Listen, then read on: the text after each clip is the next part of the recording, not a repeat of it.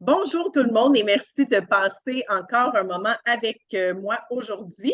J'ai un invité vraiment intéressant aujourd'hui. Grâce à la magie des médias sociaux, j'ai eu le privilège de rencontrer Julien Testarnois via LinkedIn.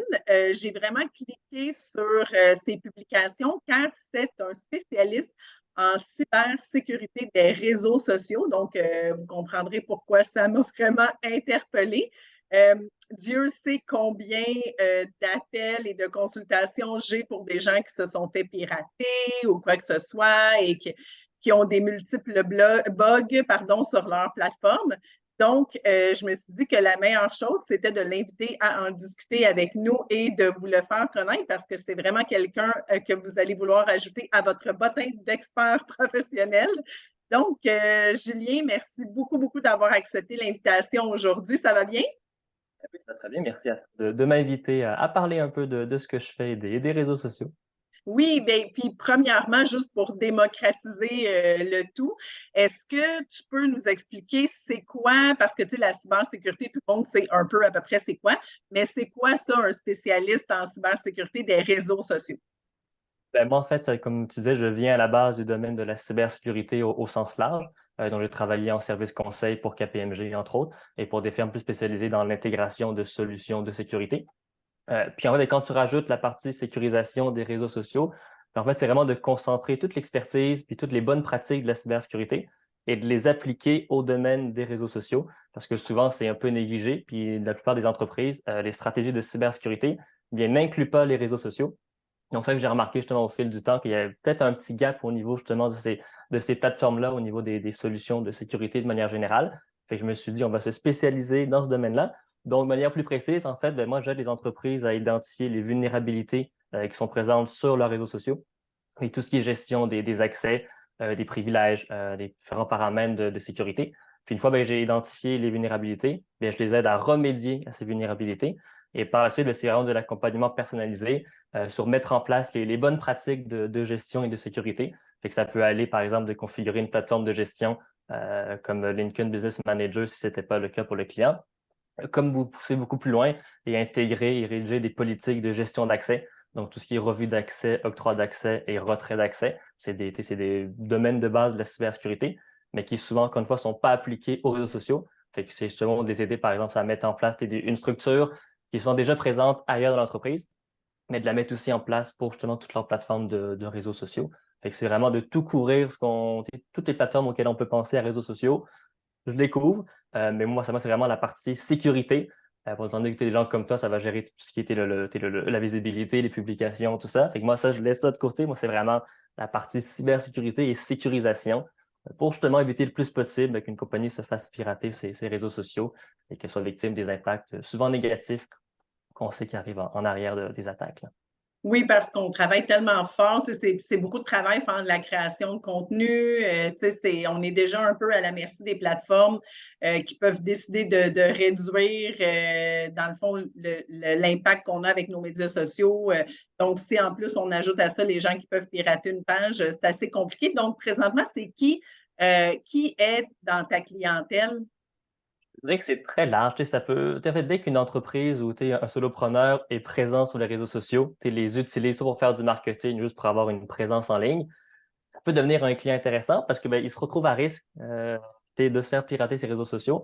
Et donc, ça, même si une personne ne diffuse pas de la publicité, donc elle ne paye pas pour la publicité, ça devient un risque. Après, c'est sûr que moi, je me concentre aussi surtout sur les entreprises qui dépensent de l'argent en publicité sur les réseaux sociaux, parce que c'est souvent eux qui sont encore plus ciblés par les fraudeurs.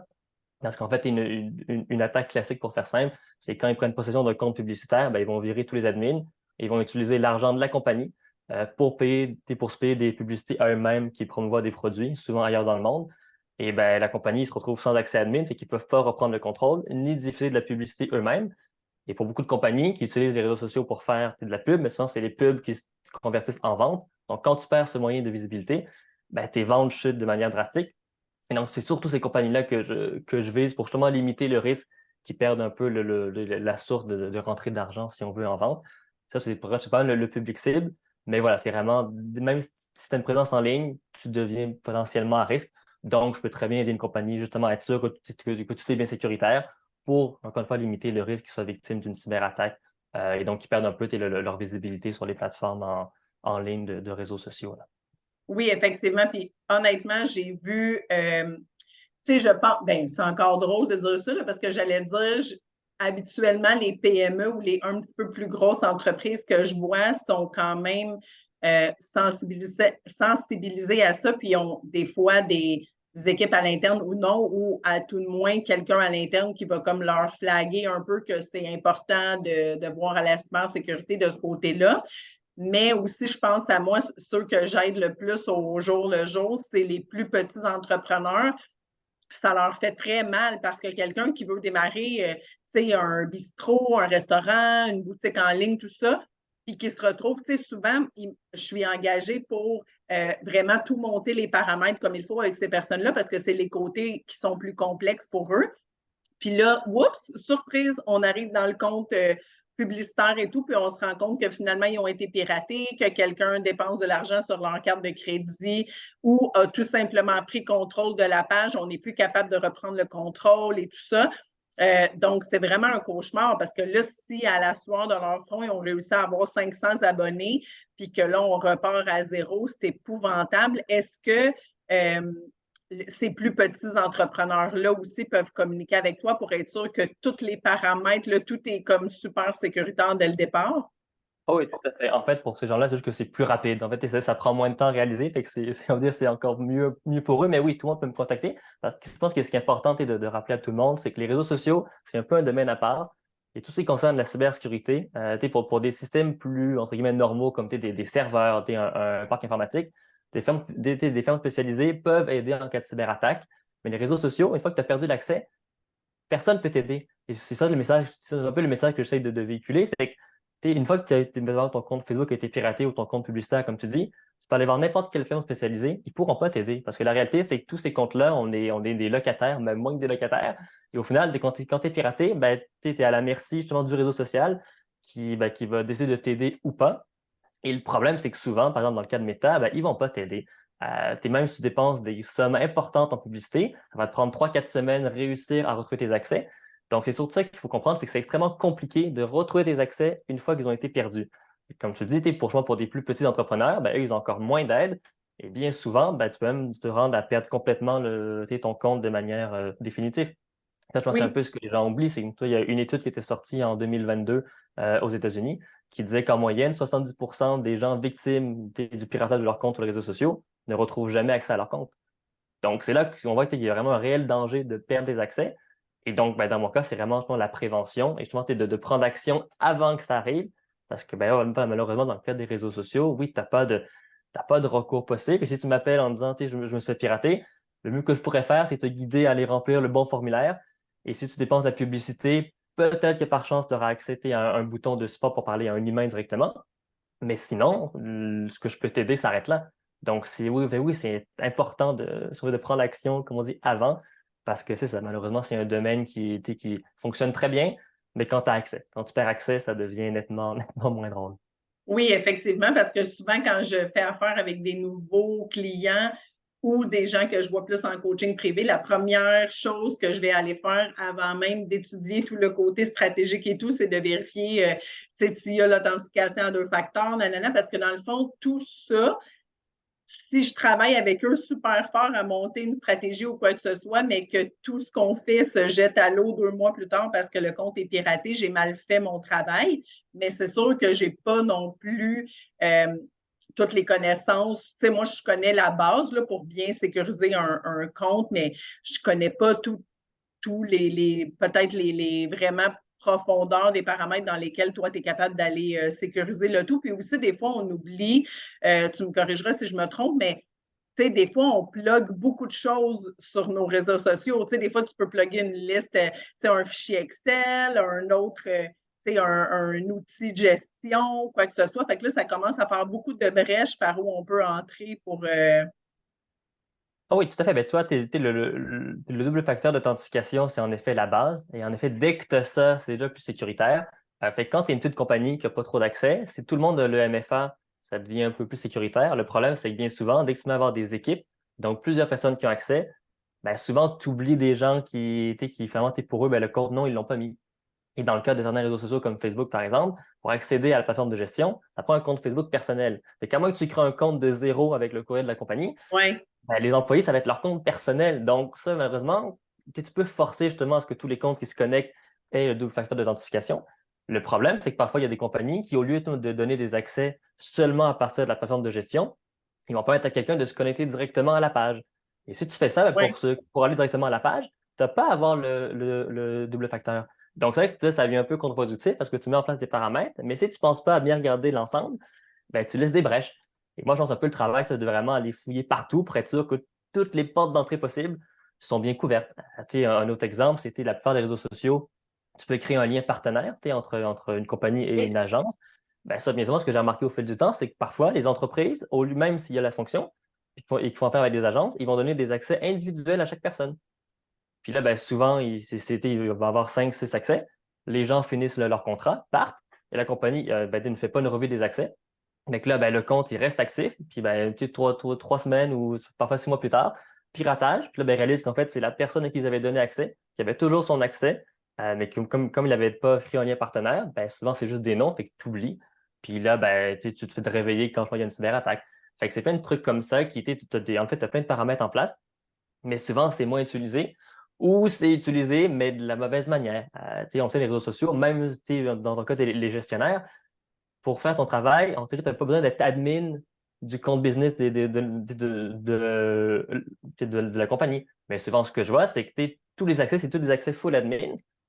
Alors que si tu segmentes par rôle, ben, la personne peut faire tout son travail, mais tu viens de fermer une porte que même si elle est victime d'un piratage, ben, le fraudeur ne pourra pas virer tous les admins. Il pourra peut-être faire de la mauvaise publicité puis ils vont écrire des commentaires un peu désobligeants, mais ça va s'arrêter là. Fait oui. que c'est plein de trucs comme ça que, oui, en effet, tu ne penses pas nécessairement parce que, comme dit, c'est pas votre travail non plus d'aller sécuriser tout. Votre travail, c'est d'animer la page, de faire ce qu'il y a à faire en termes de gestion. Mais la cybersécurité, ben oui, souvent, c'est un domaine plus large. Puis même quand on fait affaire avec des clients, parfois, eux, les clients ont eux-mêmes une équipe à l'interne. Fait que c'est vrai que les accès se décuplent. Et plus tu as d'accès, ben, plus tu as de risques, oui, en effet, qu'une personne se fasse pirater et devienne un peu le vecteur d'attaque pour la compagnie. Oui, puis souvent, tu sais, ce que je remarque aussi, parce que moi, je suis assez à l'aise, là, tu sais, dans tous les paramètres, le business manager, tous ces Ouais. accès-là et tout. C'est pas tous les gestionnaires en médias sociaux qui le sont non plus.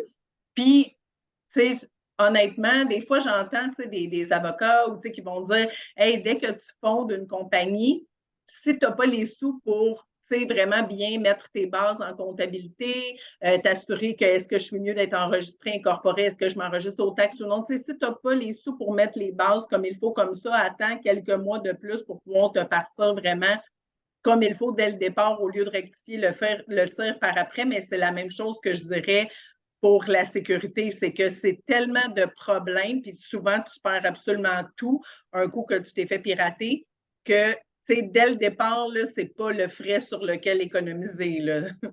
Ben, oui, non, mais ça, mais surtout pour les compagnies qui dépendent des réseaux sociaux pour faire des ventes. Parce que je veux dire, si tu prends des grosses entreprises qui font des centaines de millions de dollars, généralement, ce n'est pas les réseaux sociaux qui convertissent le plus de ventes. Fait que eux, c'est sûr qu'en termes d'image de marque, ça peut être dommageable, mais la compagnie risque de survivre quand même.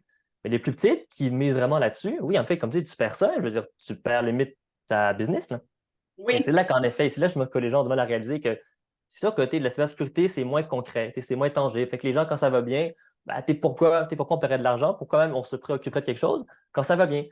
Et ça, vraiment, c'est la oui, mentalité de manière générale en cyber qui on essaye de faire changer, mais qui prend du temps. Parce que c'est moins concret.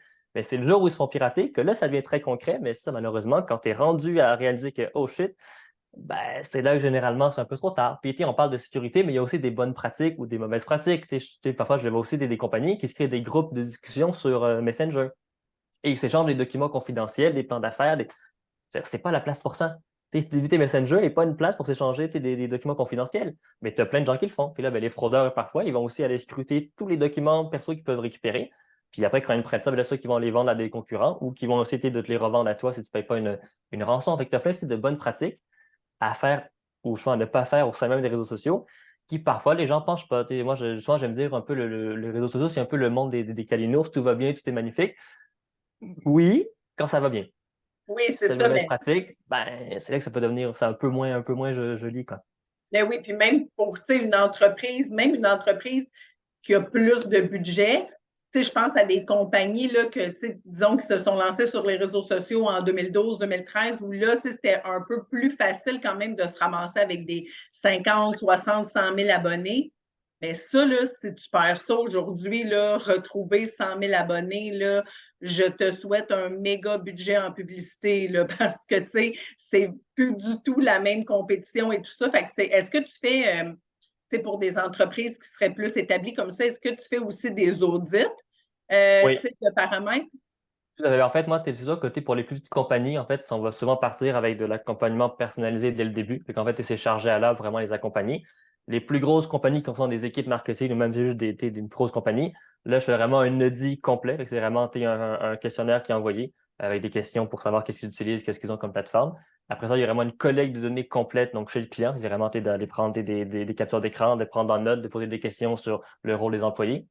Et après, en fait, je prends tout ça et je remets un rapport écrit complet qui recense l'état actuel des réseaux sociaux, toutes les vulnérabilités identifiées par 3 niveaux de risque et aussi les actions à prendre pour justement remédier à ces vulnérabilités. Il y a aussi une section souvent de conseils pour améliorer encore plus la sécurité. Par exemple, on prend l'exemple de TikTok, c'est le compte TikTok qui est bien sécurisé, mais qu'ils n'utilisent pas le TikTok Business, ben, tu pourrais dire ça c'est bien, mais pour être encore mieux, il faudrait utiliser la plateforme de gestion de TikTok, centraliser les accès pour être encore meilleur. Fait que c'est vraiment un truc très complet pour vraiment tout couvrir les aspects, puis surtout les aider justement, oui, à vraiment avoir une vue d'ensemble de la situation. Parce qu'en cybersécurité, le plus important, c'est avoir une vue d'ensemble. Si tu commences à jouer dans les paramètres sans avoir une vue d'ensemble, c'est là que souvent tu fais des erreurs. Donc, pour les plus petites compagnies, comme il y a moins d'accès, ça se fait bien. Mais pour les plus grosses, en fait, c'est vraiment de faire un audit, si on veut, en bonne et due forme. Et de là, partir de l'audit. Fait que souvent, les compagnies ils vont me dire ben, merci pour le rapport. Et souvent, malheureusement, il y a souvent beaucoup de failles.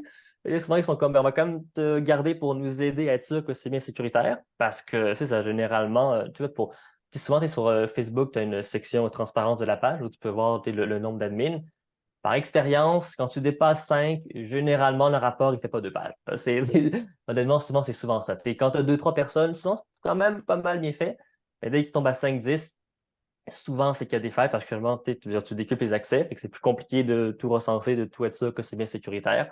Fait que moi, pour moi, c'est mon travail, vraiment d'éviter aux gens d'essayer de chercher dans les paramètres, comprendre où aller. C'est vraiment moi de les aider à avoir une vue d'ensemble sur qu'est-ce qui va bien, puis qu'est-ce qui ne va pas, et justement de corriger avant avant qu'il soit trop tard puis qu'il fasse Allô, j'ai un problème. Puis là, ben, souvent, c'est comme tu dis, c'est ben, désolé, je vais faire un support moral, mais je ne pourrais pas vraiment faire plus que ça. Là. Oui. Effectivement, c'est beaucoup ça que je faisais. Moi aussi, c'est je vais t'aider à compléter le formulaire et tout, mais comme je peux pas, un coup que c'est hacké, c'est vraiment difficile de revenir en arrière. Moi, je recommande vraiment pour vrai aux gens parce que, moi, c'est mon métier, ça fait des années que je fais ça. Je suis habituée de jouer dans les paramètres.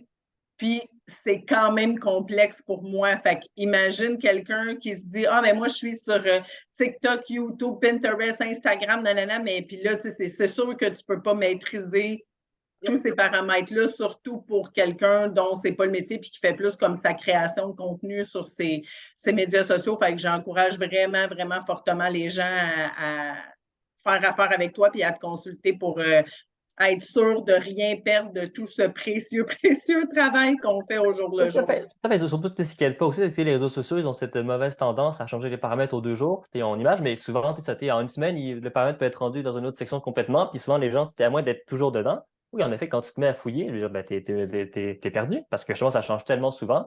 Tout que pour être à jour, ben, c'est compliqué. Pour ça, moi, j'ai fait le choix de vraiment focuser sur une niche qui sont les réseaux sociaux. Parce que je dis que si je me fais tu me veux faire plein de services connexes, ben, je veux dire, tu peux pas rester à jour.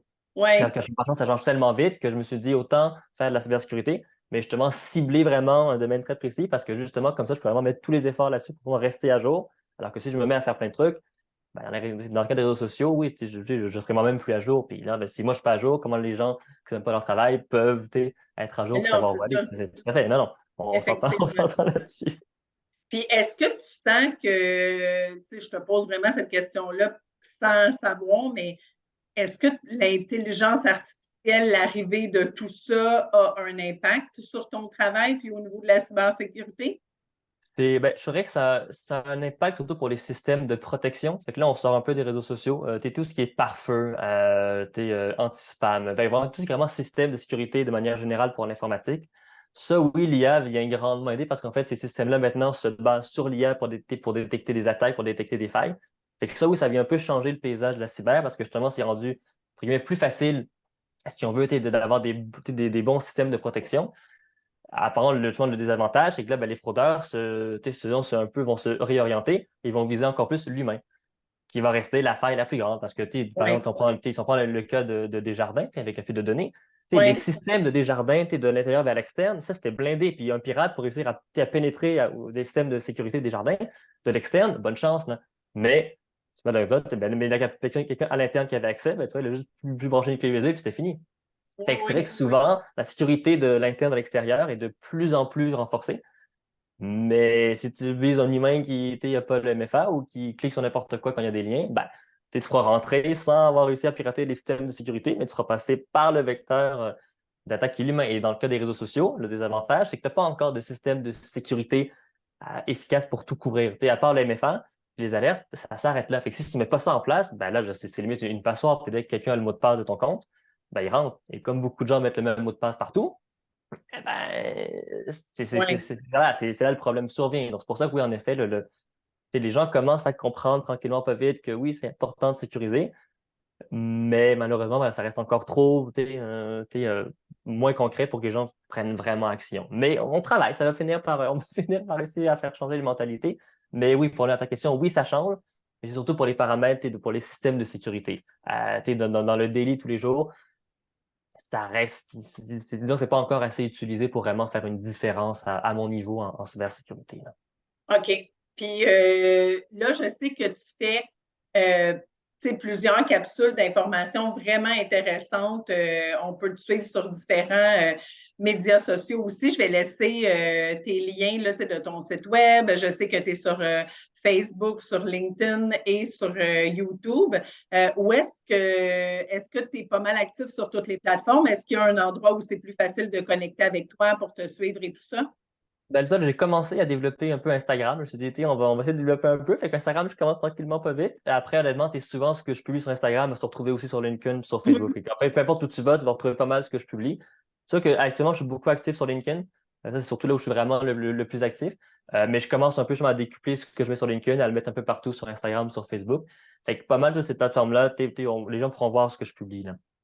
Oui, puis si les gens pensent que ce n'est pas d'actualité, je vous dirais que pour tous ceux qui ont un site web et qui voient ce que la loi C-25 a comme impact, je pense que vous pouvez voir que c'est vraiment important de tout bien sécuriser ces choses-là.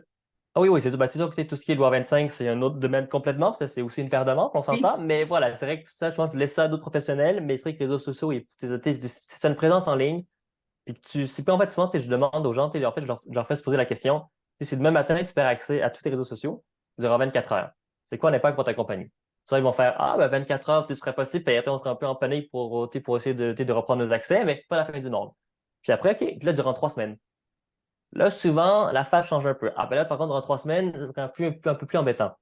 Et le problème, c'est que bien souvent, quand tu perds accès à tes réseaux sociaux, si tu es chanceux, en moyenne, c'est 3-4 semaines. Pour réussir à récupérer les accès, là, généralement, ça tourne autour des 3-4 semaines. Même si tu dépenses 500 000 en publicité, ça va souvent prendre aussi 3-4 semaines.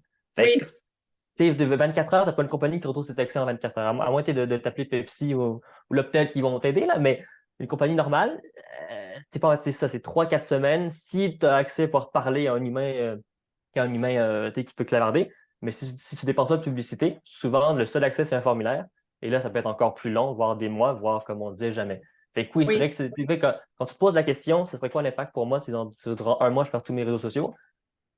Ben, sinon, tu réalises que, ah oui, il faut peut-être prendre action parce qu'en effet, les impacts peuvent être beaucoup plus dommageables que de prendre un peu de temps, puis oui, dépenser de l'argent. Mais ça continuer à vraiment réfléchir. Est-ce que l'impact serait plus grand de perdre tout? Souvent, la réponse, c'est oui. C'est pour beaucoup de Oui. compagnies. Souvent, c'est pas non, c'est ah oui, c'est un impact beaucoup plus grand qu'on peut le penser. Fait que c'est ça, c'est vraiment de réfléchir au risque qu'il peut avoir de moins sécuriser ou de ne pas t'assurer que tu as tout ce que tu as pu faire en place ou mettre en place pour limiter au maximum. Donc, on le sait, le risque zéro n'existe jamais, mais tu as quand même moyen de renforcer nettement tes protections pour vraiment limiter au maximum le risque que tu sois la prochaine victime d'une cyberattaque. Là.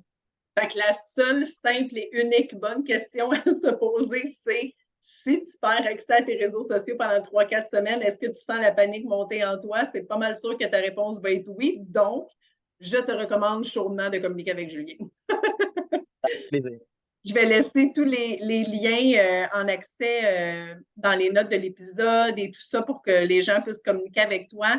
Merci vraiment, vraiment beaucoup de ton temps aujourd'hui. Je trouvais ça vraiment important de présenter. C'est la première fois que je croise quelqu'un qui est vraiment spécialisé en cybersécurité pour les réseaux sociaux. Donc, je trouve ça vraiment intéressant. Je te l'avais dit que tu te sois niché à ce niveau-là. Moi, je vais me faire un grand plaisir de propager la bonne nouvelle. J'espère que les gens de ma communauté le feront aussi parce que c'est vraiment important. C'est super précieux tout ce qu'on bâtit, tout ce que les entreprises mettent. Ça s'imbrique vraiment dans une stratégie globale. Là. Fait que c'est super important pour tout le monde de voir à cette sécurité-là. Donc, je vais laisser tous les liens. Merci infiniment pour ton temps aujourd'hui. C'est moi qui te remercie, c'est un grand plaisir de pouvoir essayer un peu de sensibiliser les gens aux bonnes pratiques. Fait que ça m'a fait un grand plaisir un peu d'essayer de démocratiser de plus en plus la cybersécurité, dans notre cas sur les réseaux sociaux. Oui, puis j'espère que les gens vont aller connecter avec toi aussi via tes divers médias sociaux parce que tu partages vraiment des capsules super intéressantes. Fait que j'invite les gens à pouvoir aller suivre ça. Donc, merci beaucoup tout le monde pour votre temps. Julien, je te souhaite une super belle journée, puis on se rejoint bientôt pour un nouvel épisode. Merci.